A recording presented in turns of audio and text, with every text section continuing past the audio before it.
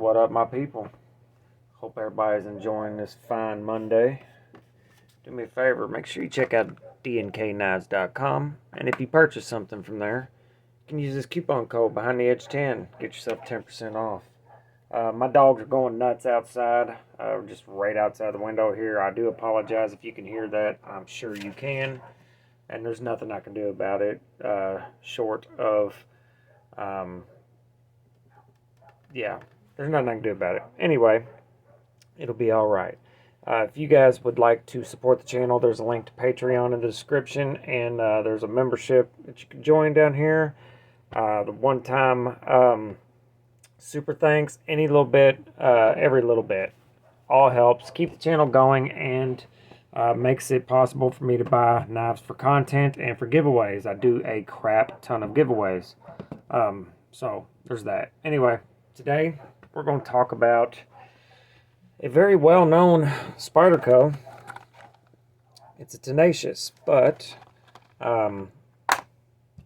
it is an upgraded Tenacious. This is the Spyderco Tenacious in cpm-m4 with a Coyote G10, and it is a Chinese model. This is one of the several Chinese models or Chinese Spydercos, and typically this model has a 8CR Elemental P blade on it. That's not very good, about as good as it can ever be. That steel, but it's still, even at its very, very best, it's not great. So they slapped a bona fide super steel on here. So we're going to see how well that works. As soon as I saw that this was coming out, kind of like the S35VN version, there is a lightweight version of this, an S35VN. If it had been any other blade steel, I would have probably jumped on that one, but I'm not impressed with S35. But M4 is right up my alley. It is an excellent edge retention tool steel. It will rust, but otherwise it's an incredible steel. Other than stain resistance, it's excellent in edge retention, excellent in toughness for what it is. It's not super hard to sharpen, and Spyderco does a very good job with their M4. I'm gonna have to set this up like this because it's wanting to tilt back and it's driving me crazy. So I just assumed that this was just going to be an upgraded steel version of this knife, but and I may be wrong, but I believe from the last Tenacious I have encountered, this one is just feels better in general all the way around. It has a snappier detent.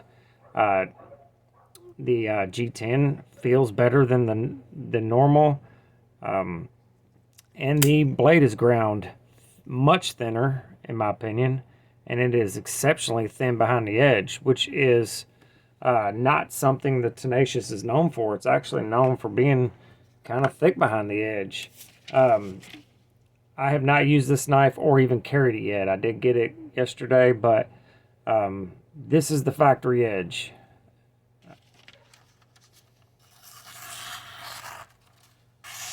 That isn't a crazy factory edge, especially on a Chinese knife, but a Chinese Spyderco, who is known for not the greatest edges. They're usually very burnt, they're very wonky, usually all over the place. And but this one is quite good. And I don't know where my calipers are, but I'm really curious to see how thin this is. It is very, very thin behind the edge. So that is great. That means maybe they're listening to the community on this particular model anyway.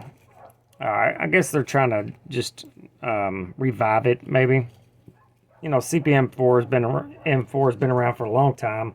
It's easy to get. It's not super expensive. The knife itself is 135, I believe. Yeah, 135 bucks. Which is not bad at all considering the steel that's on it. Spyderco quality control is good. It has a very snappy detent, and actually drop shut as well, which is no wobble at all. Yeah, excellent action, very snappy. I'm digging it. Obviously, I will do a longer term video on this guy. I'm also going to do a long-term video on the little Temperance 3. Did you know that the Temperance the 1 and 2 was a fixed blade, wasn't even a folder? I did not know that because I just went and was looking it up yesterday. I was curious what the little Temperance 1 and 2 looked like. They were fixed blades. Now there was a different version of this one with a green handle. It was funny looking, and it was VG10, I believe. But anyway, didn't know if you know that. There's some info for you. So I'm gonna, I absolutely am going to sharpen them, even though it doesn't need it. But the first sharpening, even the second sharpening, is always better than the factory edge to get an idea how long it's going to hold an edge. So we will see how that goes. I know the K390 is going to do awesome, and I'm sure the M4 will too, but this is the first time I'm using M4 coming out of the China manufacturing area, so we'll see how it works out. I'm going to keep this one short, guys. Just wanted to show this one to you. I like it. It's very snappy. You can get some titanium scales for it, which I probably will do eventually.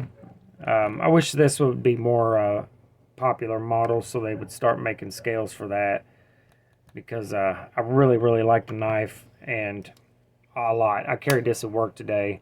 I love that robust blade stock. Super robust. Look at that. Short blade. Yeah.